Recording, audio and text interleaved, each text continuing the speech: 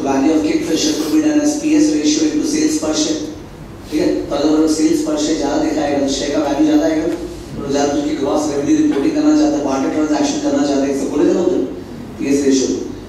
तो top line इसको बोलते हैं सेल्स और बॉटम लाइन इसको प्रॉफिट। तो प्राइस टू सेल्स रेशियो तो टॉप लाइन पे बेस्ड है ना, ठीक है। तो लॉजिकली स्पीकिंग इंट्यूटिवली तो बॉटम लाइन बेस्ट चीज होता है, why should we look at top line.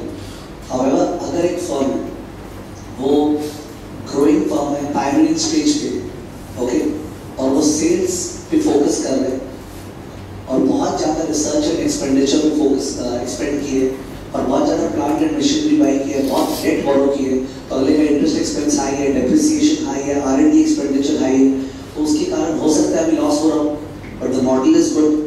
आगे जाते हुए, ठीक है, तो all these things will peter out and will start making profit. तो we should value the firm by the PS ratio, which ratio? PS ratio. तो सबसे simple gift student को क्या मिलता है, लॉस मेकिंग फर्म्स के लिए P ratio is irrelevant, illogical, no interpretation, loss making firms के लिए। तो there we can use which ratio? PS ratio, price to sales ratio. So now means sales को accounting point of view से manipulate करना possible है कि नहीं है? तो revenue recognition में क्या पढ़े, वही तो पढ़े थे और कल वही तो कर रहे थे earnings and cash flow manipulation में। revenue का वो जो bill and hold policy सारा पढ़ा था revenue recognition में। तो sales को manipulate करना possible है, but प्रॉफिट को तो कितना ज़्यादा मैनिपुलेट करना पॉसिबल, बिकॉज प्रॉफिट में तो सेल्स का मैनिपुलेशन आ ही गया, उसके अलावा एक्सपेंस का मैनिपुलेशन आ गया, तो किसका मैनिपुलेशन ज़्यादा पॉसिबल है? प्रॉफिट का। तो ये भी पॉइंट किसके फेवर में जा रहा है, PS रेशियो के फेवर में कि P रेशियो के फेवर में? PS के फेवर में। तो एक तो अगर फर्म जो है वो बहुत वो लॉस मेकिंग फर्म है, ठीक है, दूसरा अर्निंग्स जो है बहुत ही मैनिपुलेटिव होते हैं, ठीक है, तीसरा अर्निंग्स जो है वो ज़्यादा वॉलेटाइल होता है एज कम्पेयर टू सेल्स। तो ये सारे ग्राउंड्स के कारण भी मैं think about using which ratio, PS ratio, ठीक है। तो PS ratio is invoked in those situations. तो लोग बोले sales are more stable than earnings, देखा पॉइंट नंबर 1 हो गया वो, sales are more stable than earnings, that's one reason and can be used to value early stage companies not earning profit. Second point हो गया, can be used to value early stage companies not earning profit, okay, the .com companies not earning profits, okay, airline companies running losses, उन सब के लिए, ठीक है, use किया जा सकता है। और उसके अलावा और एक पॉइंट क्या बोला, sales are less manipulative, sales are less manipulative as compared to earnings, sales are less manipulative as compared to earnings, okay. एक तो स्टेबिलिटी, एक लेस मैनिपुलेशन, और तीसरा लॉस मेकिंग फर्म्स, उनके लिए PS रेशियो यूज करना चाहिए, ठीक है, दैट मच वुड सफिस, ठीक है। बट ड्रॉबैक क्या हो गया, अ कंपनी मेरे को वैल्यू कर रहा है PS रेशियो पे, but at the end of the day the company has to earn just on the basis of sales, the company cannot command value, it has to earn। अगर वो loss ही loss खाते जाएगा तो उसका value को कुछ होना नहीं चाहिए, ठीक है। तो ड्रॉबैक है कि PS रेशियो में it does not reflect the profits if the firm is making losses। So is there a possibility of the firm making profit in future? If no, then why should you value the firm at even a single dollar, ठीक है। तो PS ratio का drawback क्या हो गया, drawback हो गया it does not look at the cost structure, it does not look at the cost structure, does not look at the cost structure,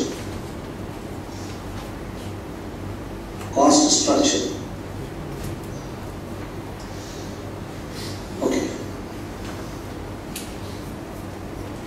और एक चीज बताना था P रेशियो के बारे में, वो ये कि P रेशियो में जो हमने अर्निंग्स यूज करते हैं, अर्निंग्स, वो अर्निंग्स अपने को यूज करना चाहिए रिपोर्टेड अर्निंग्स या core and underlying earnings, core and underlying earnings ना, not the reported earnings, core and underlying earnings use करना चाहिए।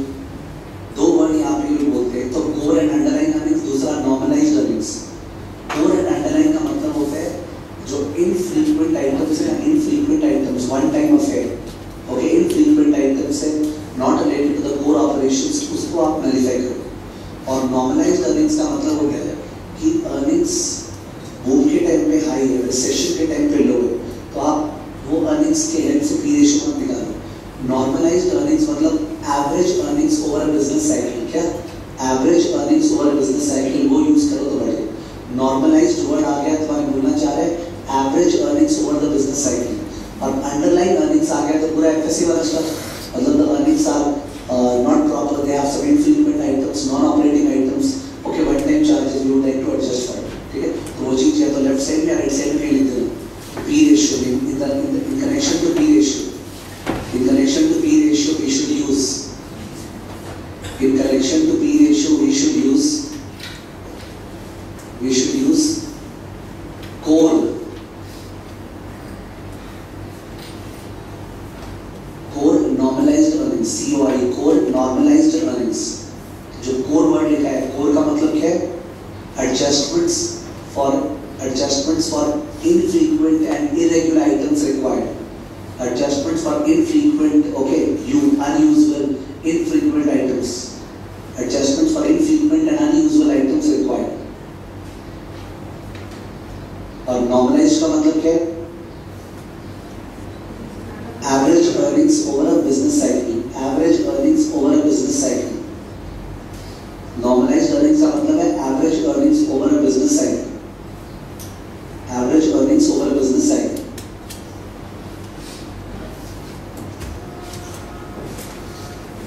ठीक है. अब price to book value ratio देखो. Price to book value ratio में जो लिखा है एकदम perfect है. Better for companies with liquid assets. Better for company with liquid assets that reflect current value. Example banks.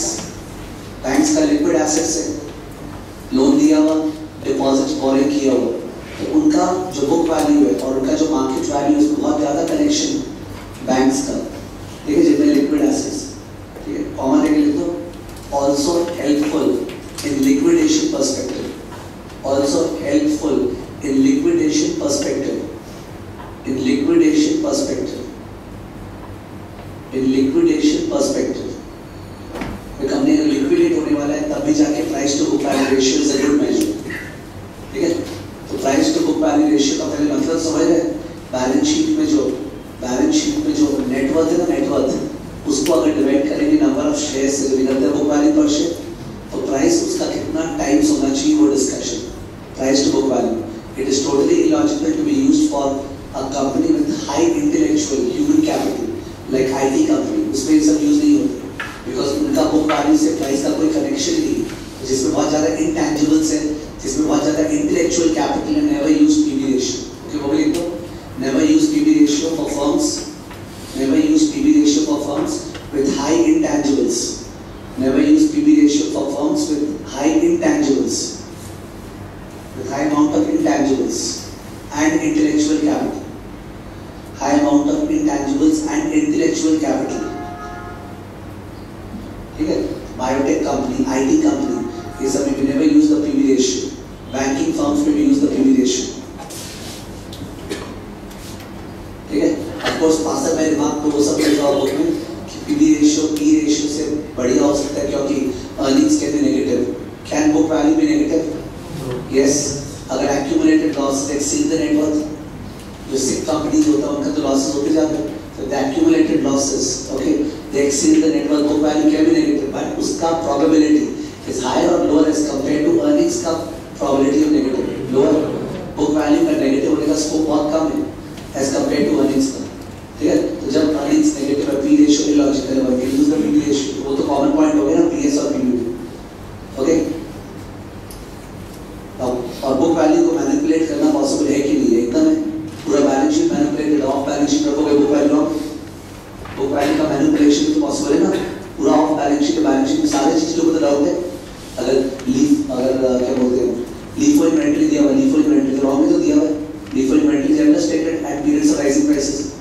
कितना सारा adjustment required for of balance sheet और लीफो इन्वेंटरी.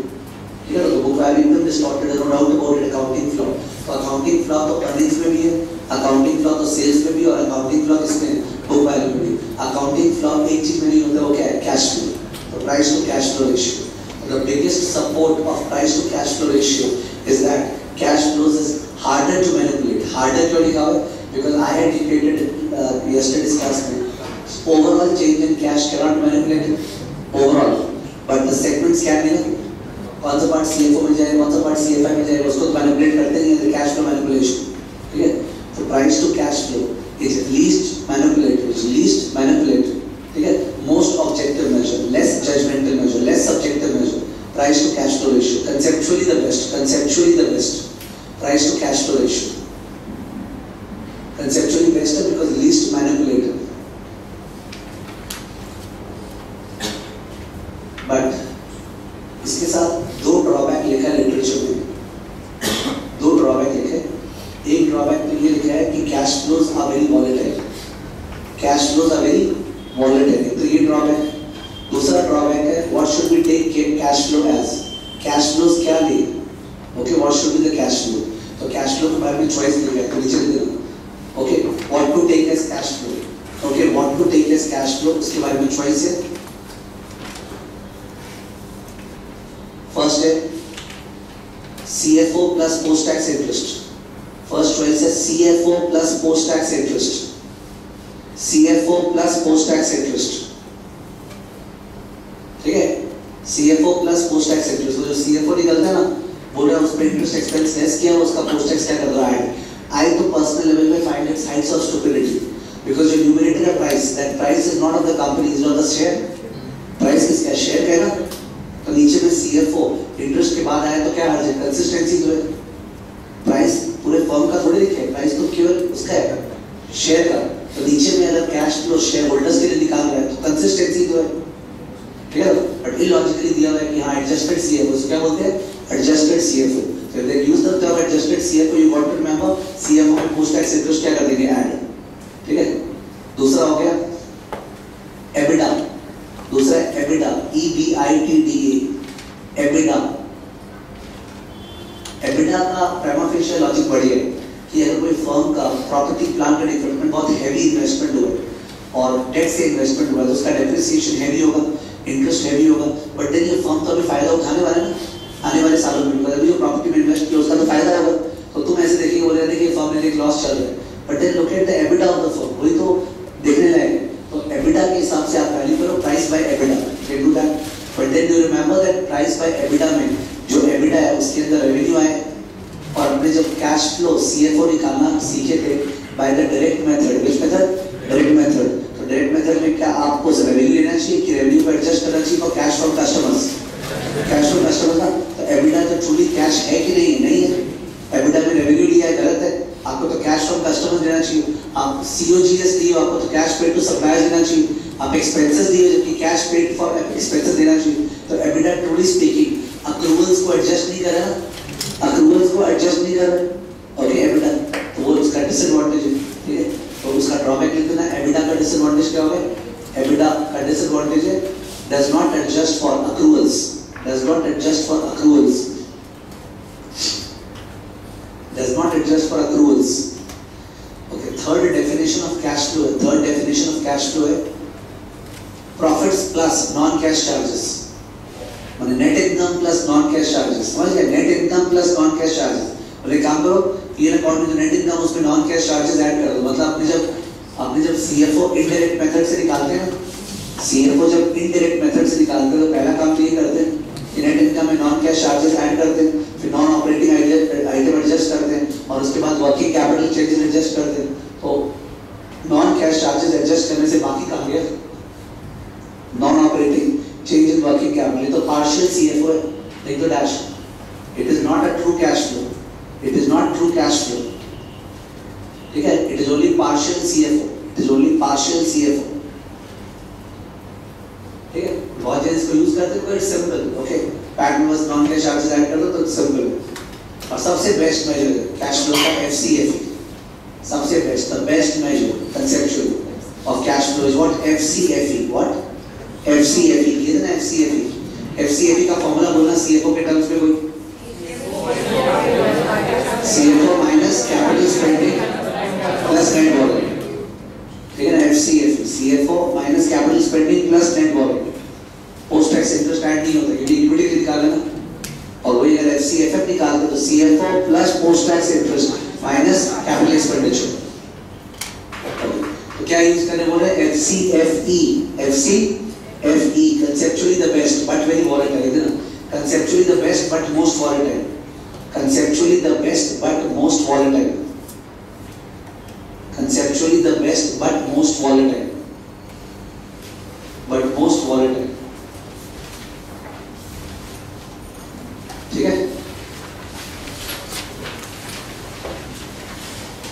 ठीक है, I spent a lot of time into the discussion of the ratios. Of course, book wise नहीं हो पाया, advantage disadvantage 50 bullet जैसे दिया हो, पर जिस तरह written रहे उस तरह अच्छे से discussion हुआ है. If you think back over it, you will find you will be able to get it right. Okay. Now, you have a question there, page number 405 में जो 408, page 408 वाला question का मैंने question से data देखो, please सबको बोल करो. Many people are not still doing it. अरे question देखो क्या पूछा है, फिर data देखो. So that तुम focus पे करना क्या? तो P ratio पूछा है, अभी भी formula learn किया.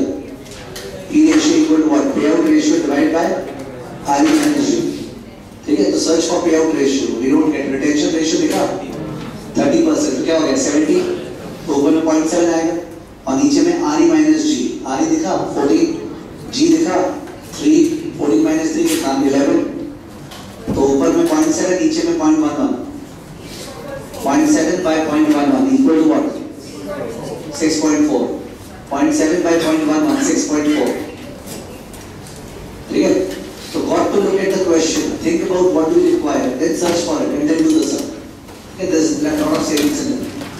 6.4. 0.7 divided by 0.11. 0.11 is 0.14 minus 0.03. Okay. ये दोनों डिस्कशन नेक्स्ट पेज में जो दिया अपना हो चुका है, can you see it? Next page में दोनों डिस्कशन हो चुका है ना. RC is equal to what? 1 plus RF into 1 plus risk premium minus 1. कल बोला था ना RCE का जो बिल्ट अप मेथड होता है ना, बिल्ट अप मेथड में मल्टीप्लिकेटिव मॉडल लगाते हैं टाइम वैल्यू मनी वाला. हम बोला था 1 plus real rate into 1 plus inflation into 1 plus risk premium minus 1. ये लोग जो 1 plus RF यूज किया वो RF नॉमिनल होगा, तो